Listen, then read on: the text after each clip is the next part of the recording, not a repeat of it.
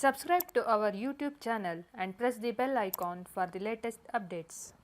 How to report a group as spam on WhatsApp on an Android device.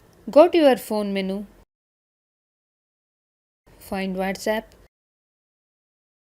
tap on the WhatsApp icon, make sure that you are on the Chats tab. Tap on the group chat you want to report. Tap the subject of the group. This is the name of the group at the top of the chat. Scroll down to bottom of the screen.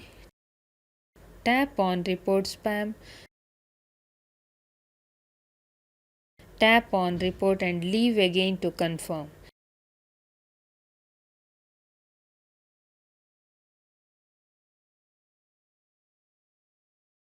As you can see, the group chat has been reported as spam on WhatsApp.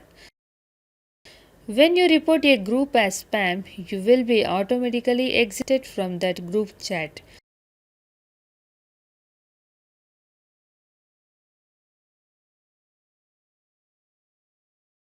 This is how you can report a group as spam on WhatsApp on an Android device.